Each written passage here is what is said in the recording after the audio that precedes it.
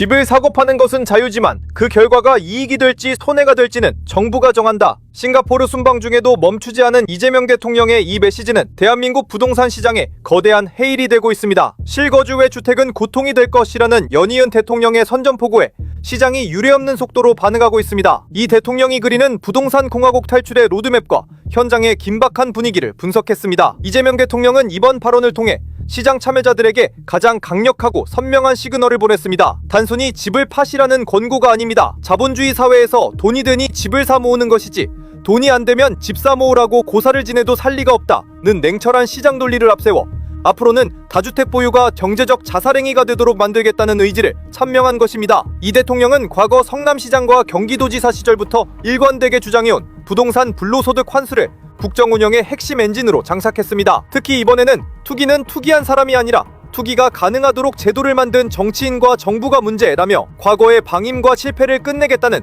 결자해지의 자세를 보였습니다. 대통령은 최근 한 달 사이 SNS에만 30회 가까이 부동산 관련 글을 올리며 투기 세력을 향해 정부를 이기는 시장은 없다는 강력한 압박을 이어가고 있습니다. 대통령의 발언은 말로 끝나지 않았습니다. 오는 5월 9일로 예정된 다주택자 양도세 중과 유예 종료 시점을 못 박으며 재연장은 절대로 없다고 선언하자 시장은 즉각적인 공포에 휩싸였습니다. 실제로 서울 강남구와 서초구 등 이른바 상급지에서는 호가를 수억 원씩 낮춘 급매물이 쏟아지고 있습니다. 강남의 한 랜드마크 단지에서는 전용 84제곱미터 매물이 기존 실거래가보다 5억 원 이상 낮은 가격에 등장하는 등 소위 배짱 버티기를 하던 다주택자들이 서둘러 탈출구를 찾는 모습입니다. 현장의 공인중개사들은 지금 안 팔면 세금으로 다 뺏길 수 있다는 위기감이 강남 한복판까지 퍼졌다고 전했습니다. 이 대통령이 강공을 펼치는 근거 중 하나는 우리나라의 낮은 부동산 보유세 실효세율입니다. 2025년과 2026년 발표된 자료들에 따르면 한국의 부동산 보유세 실효세율은 약 0.1%부터 0.2%까지 수준으로 추산됩니다. 이는 OECD 주요국 평균인 0.3%부터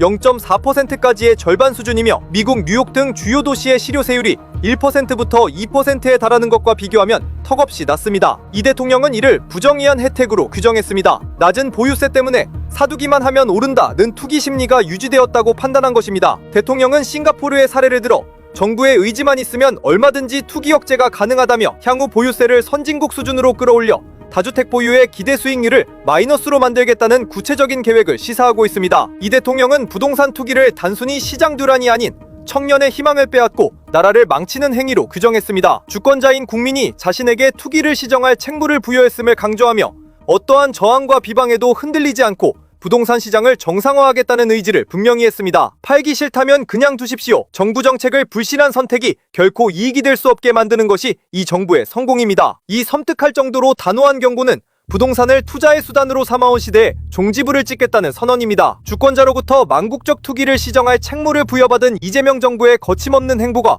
대한민국을 부동산 공화국이라는 오랜 늪에서 건져낼 수 있을지 전 국민의 이목이 집중되고 있습니다.